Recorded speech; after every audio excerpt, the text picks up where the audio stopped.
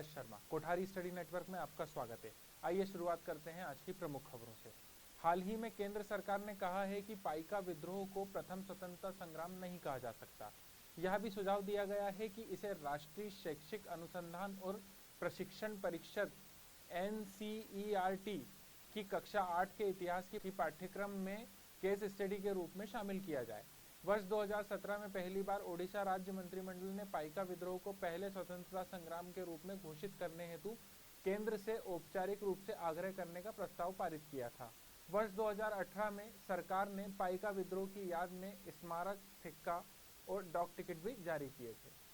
भारत में देश ने नौसेना बल की उपलब्धियों और भूमिका का जश्न मनाने के लिए हर साल 4 दिसंबर को राष्ट्रीय नौसेना दिवस के रूप में मनाया जाता है। भारतीय नौसेना दिवस 2021 की थीम स्वर्णिम विजय वर्ष के, जो 1971 में हुए वर्ष भारत पाकिस्तान युद्ध के भारत की जीत के 50 साल पूरे होने का प्रतीक है। भारतीय नौसेना भारत के राष्ट्रपति कमांडर इन चीफ के नेतृत्व में भारतीय सशस्त्र बलों की एक नौसेना शाखा है। 1971 में वापस भारत पाकिस्तान युद्ध के दौरान 4 दिसंबर को पाकिस्तान के खिलाफ ऑपरेशन ट्राइडेंट शुरू करने के लिए चुना गया था। 4 दिसंबर को भारतीय नौसेना ने औपचारिक रूप से युद्ध में प्रवेश किया और कराची पर हमले लगातार हो रहे थे। जैसा कि हम सभी जानते हैं कि भारतीय नौसेना की वजह से पूरा देश खुशी से झूम उठा। पाकिस्तान पर जीत ने हमारे देश को गौरवान्वित किया और भारतीय नौसेना का और उससे अधिक सम्मान बढ़ा।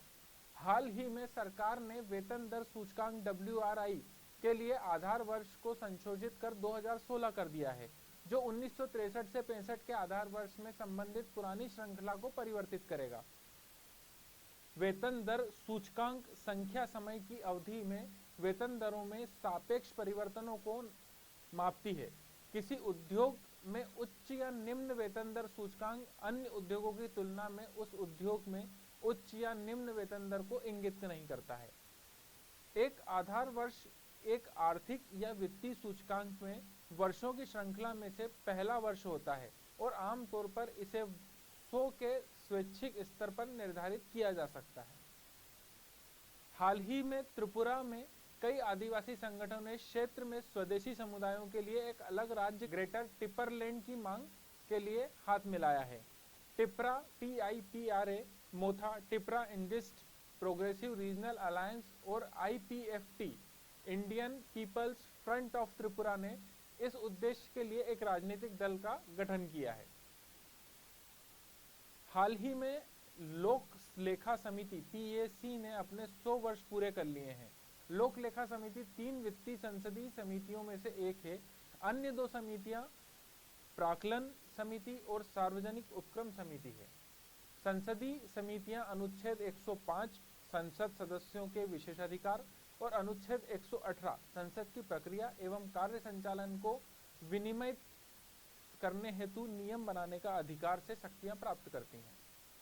हाल ही में world wide cost of living की रिपोर्ट जारी की गई है, जिसमें बताया गया है कि तेल अविव इजराइल की राजधानी रहने के लिए दुनिया का सबसे महंगा शहर है। Report economist intelligence unit IEU द्वारा संकलित की गई है। यह विभिन्न शहरों में रहने वाले सूचकांकों की लागत की तुलना करता है। भारतीय किसान उर्वरक सहकारी समिति IFFCO को दुनिया की शीर्ष 300 सहकारी समितियों में नंबर 1 सहकारी स्थान दिया गया है। रैंकिंग प्रति व्यक्ति सकल घरेलू उत्पाद GDP पर कारोबार के अनुपात पर आधारित है। यह दर्शाता है कि IFFCO देश के सकल घरेलू उत्पाद और आर्थिक विकास में महत्वपूर्ण योगदान दे रहा है। Centre for science and environment द्वारा जारी एक हालिया रिपोर्ट में उल्लेख किया गया है कि वर्ष 2008 में शुरू की गई प्रदर्शन उपलब्धियां और व्यापार योजनाएं प्रभावी नहीं हैं। PAT योजना भारतीय उद्योग में ऊर्जा दक्षता में सुधार लाने और ग्रीन हाउस गैस को कम करने के लिए शुरू की गई थी। रिपोर्ट में योजना की असक्षमता और गैर पारदर्शिता अधूरे लक्ष्यों और समय सीमा के उपेक्षा के लिए जिम्मेदार ठहराया गया है।